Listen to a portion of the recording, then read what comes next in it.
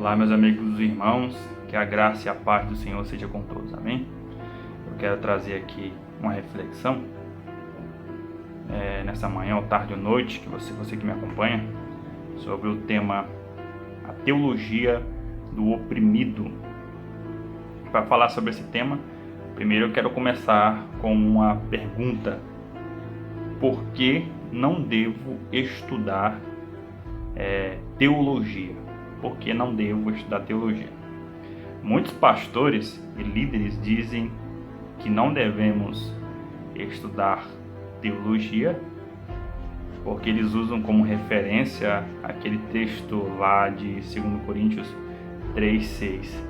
A letra mata. Então, segundo a concepção desses pastores, nós não devemos estudar teologia porque a letra mata. Mas será que esse texto fala a respeito do estudo teológico? Se você for olhar todo o contexto em que Paulo fala aqui, no segundo livro de Coríntios, você vai observar que, na verdade, Paulo está falando sobre a lei de Moisés. A letra, que é a lei de Moisés, ela mata, mas o Espírito vivifica. Não está falando a respeito do estudo teológico. Agora vamos analisar essa questão.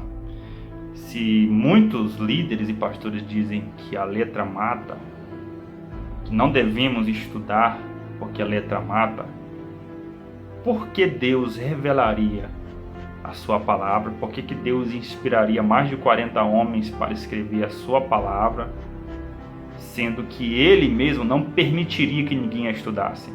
Então, essa lógica ela não faz sentido. Não faz sentido dizer que Deus vai proibir de alguém de estudar a sua palavra porque a letra mata. Não haveria sentido em Deus revelar a sua palavra escrita em mais de 1500 anos para que nós não pudéssemos ler porque a letra mata.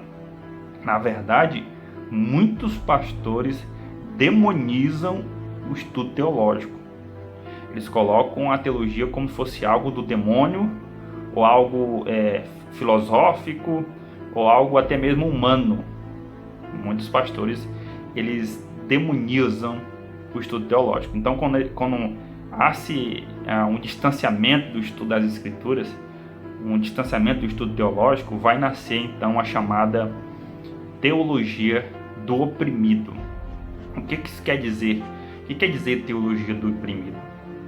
A teologia do oprimido, ela tem como base o achismo, ou seja, eu vou ler a Bíblia e aquilo que eu achar vai ser verdade absoluta. Aquilo que eu achar que é a minha interpretação pessoal vai ser como verdade absoluta. Em cima disso, dessa teologia do oprimido, desses achismos, é que tem surgido muitas denominações e dogmas doutrinários em cima da teologia do oprimido. O que forma a teologia do oprimido? Também a gente vai ver que é perceptível nos tempos de hoje a questão de ter como base, de ser firmado em cima de experiências pessoais, em cima de sonhos e revelações. Ou seja, eu vou ter as minhas experiências pessoais e eu vou transformar aquilo em doutrina. Já vi muitas pessoas falar isso: aconteceu isso comigo, então vai ser assim a partir de hoje, porque aconteceu isso, eu sonhei, então vai ser dessa forma agora. E nós devemos entender que o que vale é a verdade absoluta da Escritura. O meu achismo, a minha experiência pessoal, ela de nada vale se ela estiver em cima daquilo que a Escritura diz. Aquilo que a Escritura diz para nós.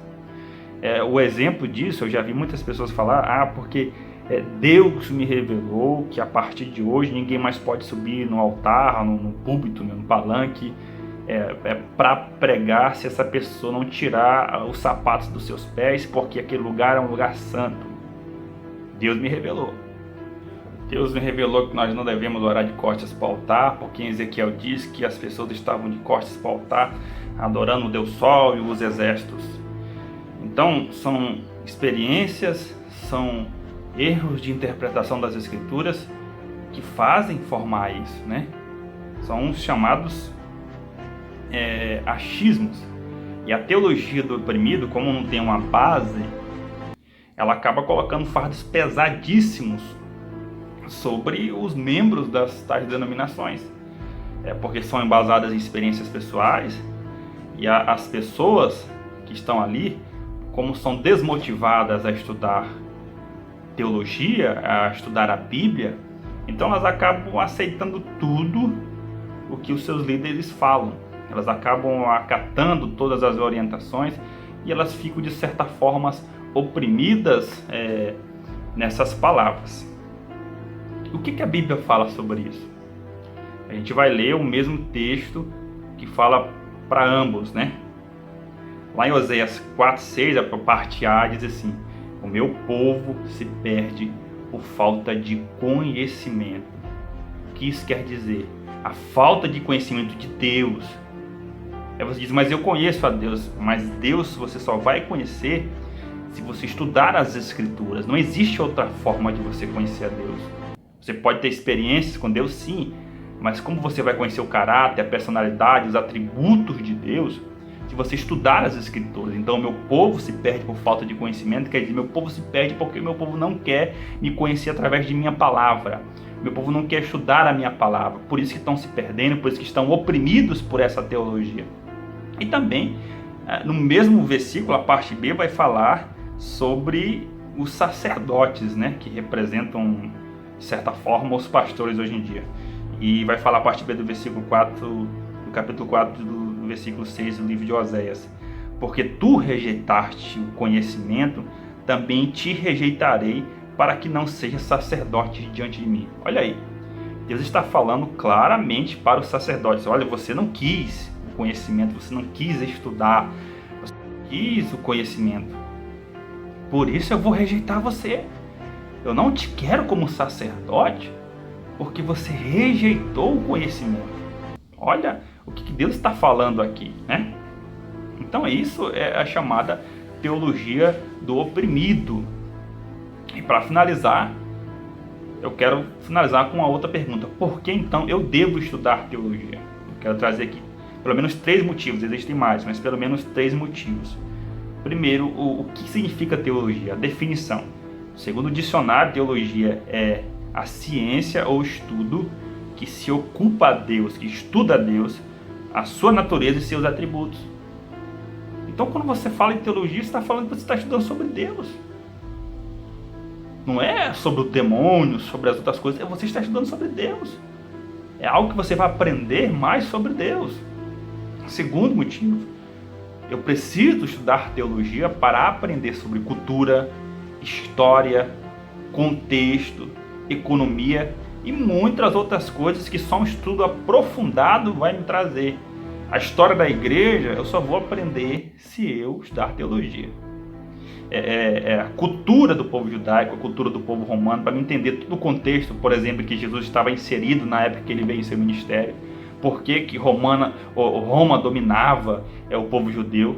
E só vou aprender se eu estudar as Escrituras, né? É claro que o Espírito Santo ele nos auxilia, ele nos ensina muitas coisas, é claro, mas essas coisas nós só vamos aprender através do estudo das Escrituras. E também isso não quer dizer que uma pessoa que não estude teologia, essa pessoa não vai ser salva. Claro, isso aqui é algo a mais que nós estamos falando, né? E terceiro ponto também, nós devemos estudar teologia, um dos pontos principais, para não ser manipulado pela teologia do oprimido. Se a teologia do oprimido oprime, coloca grilhões, fardos pesados sobre os ouvintes, sobre os membros, a única forma de ser quebrado esses grilhões, de sair debaixo dessa opressão toda, é você estudar a palavra, né? Foi isso que Lutero fez. Quando Lutero começou a estudar a Bíblia, ele começou a ver muitos erros na igreja romana. Tanto que a igreja romana proibia, né, dos fiéis terem um exemplar da Bíblia. E se tivesse, não entenderiam nada porque estavam em latim. Então, a falta de conhecimento que eles tinham, de acesso às Escrituras, faziam com que eles fossem manipulados por todos aqueles líderes na época. E Lutero veio para mudar tudo isso. Então, eu devo estudar teologia para aprender sobre Deus, para aprender mais sobre o Senhor, mais sobre a história da igreja e para não ser manipulado sobre isso. Amém? Que você fique com essa palavra e não permita que alguém coloque essa teologia sobre você. Faça como os bereanos, né? Estude, analise, confirme tudo sobre as Escrituras. Que Deus abençoe, em nome de Jesus.